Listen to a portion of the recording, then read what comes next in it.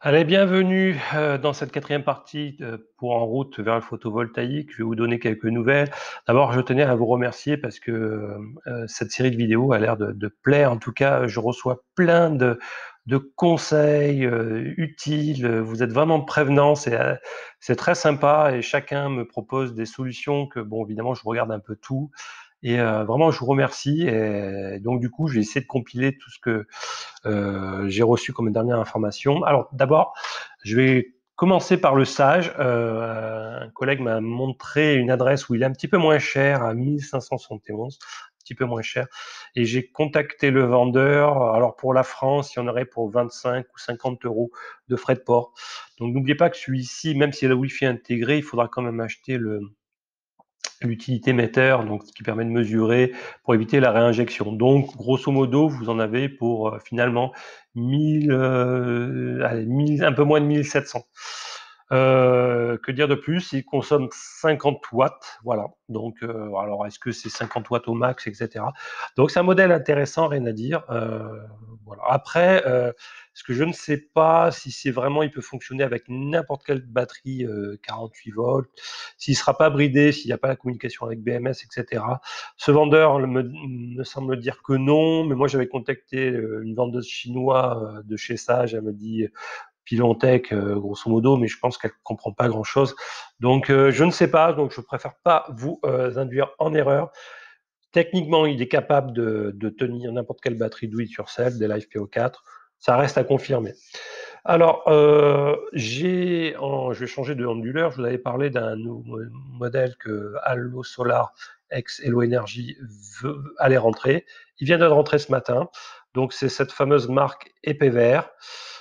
Très déçu, quoi. D'abord, une seule entrée MPPT, et puis jusqu'à 200 volts maximum. Alors, on va regarder les specs ensemble. Voilà, tension d'entrée, des panneaux. Voilà, plage MPPT.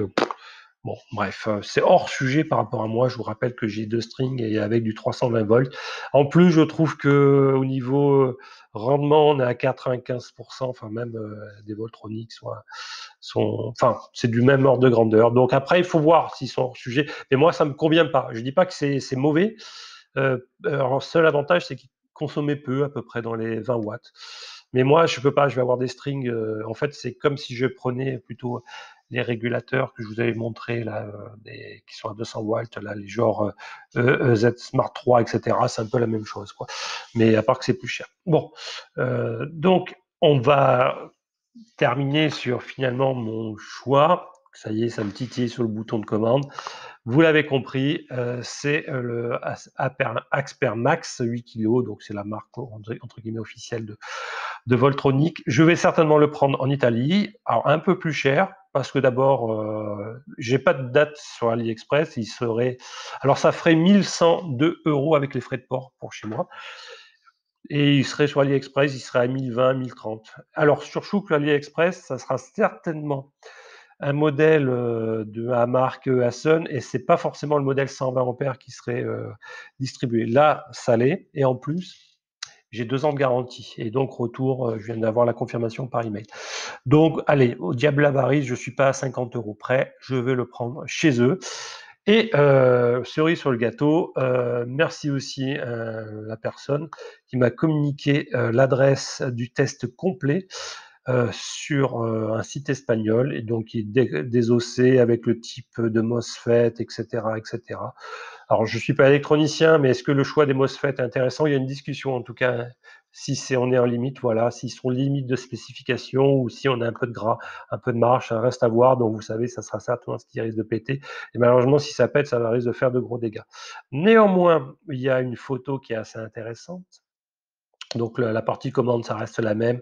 Donc je vais pouvoir faire l'astuce à l'Anthony Guerrier, mais regardez, c'est la consommation à vide. Donc on est à 56 watts. C'est vraiment très très intéressant. Voilà, 56 watts à vide. Bon, alors son seul défaut, c'est que les vitesses des ventilateurs sont proportionnelles à la charge que vous lui demandez, et donc si vous tirez beaucoup dessus, c'est assez bruyant.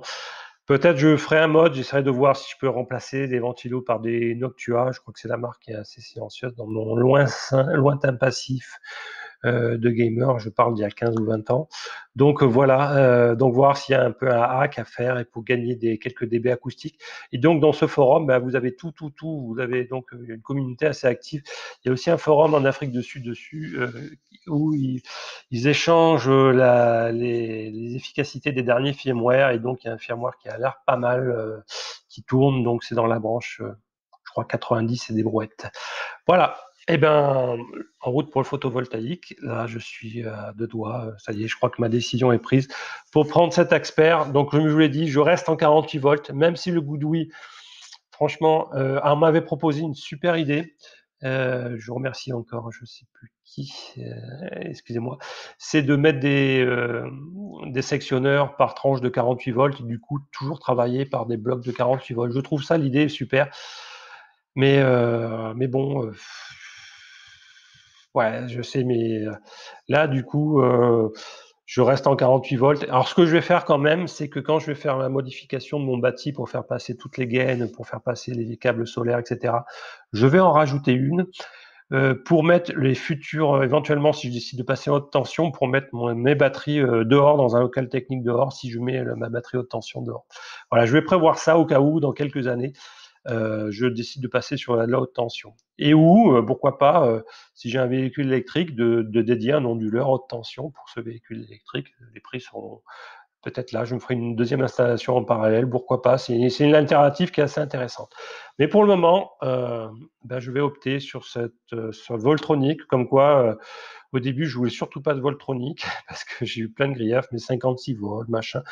8 kilos, 120 ampères.